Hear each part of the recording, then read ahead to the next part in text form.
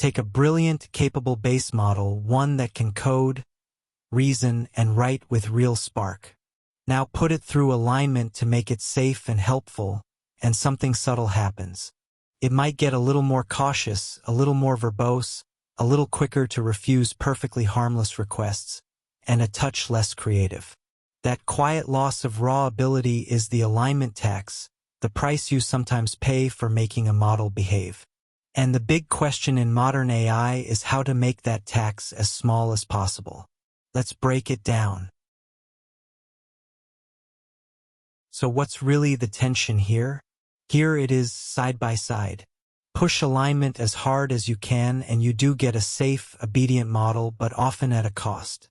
It grows more cautious, refusing harmless questions, padding answers with disclaimers, losing some of its edge and its creativity. Steer only for safe and preferred, and raw capability quietly erodes underneath you. The very benchmarks that made the base model impressive can start ticking downward. The better goal is to shrink that gap. With careful methods and the right data, you can make a model safe and helpful while keeping almost all of its original sharpness. Safety and capability stop being a straight trade, and in the best cases good alignment even makes the model more useful, not less. So where does this tax actually come from, and how do we fight it? Follow it one step at a time. Start with the raw ingredient. You begin with a highly capable pre-trained base model, packed with knowledge and skill from oceans of text, but wild and unaligned, happy to be unhelpful, unsafe, or hard to steer. All that raw capability is exactly what you are about to put at risk. Now steer it. Through instruction tuning and then RLHF or DPO, you tune the model toward behavior humans prefer: safe, helpful, honest. This is exactly what turns a raw model into a genuinely usable assistant, so the step itself is not optional. But watch the side effect. That optimization pressure toward safe and preferred can pull the model away from purely maximizing capability, so it may slip on some benchmarks, over-refuse harmless prompts, or lose a little creative spark.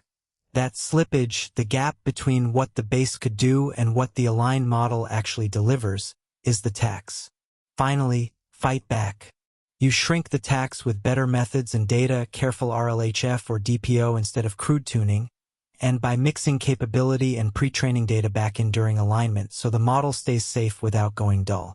Done well, it keeps its edge while still learning to behave. Strip it back, and 3 ideas capture the alignment tax. At heart, it is a cost. Tuning a model to be safe and helpful can quietly cost it some raw capability, the gap between what the base model could do and what the aligned version actually delivers. Push alignment carelessly and that gap can grow surprisingly wide. Captures a central tension. You want a model that is both maximally capable and genuinely safe, but naively pushing on one can erode the other, which turns alignment into a balancing act with 2 objectives, not one. Get the balance wrong in either direction and the model disappoints. And it can be shrunk. Better data, better methods, and mixing capability data back in all reduce the tax, sometimes to near zero or even negative, where careful alignment actually makes the model more useful than the raw base. So the tax is real, but it is never fixed, and shrinking it is central to good alignment. Alright, let's lock in what matters.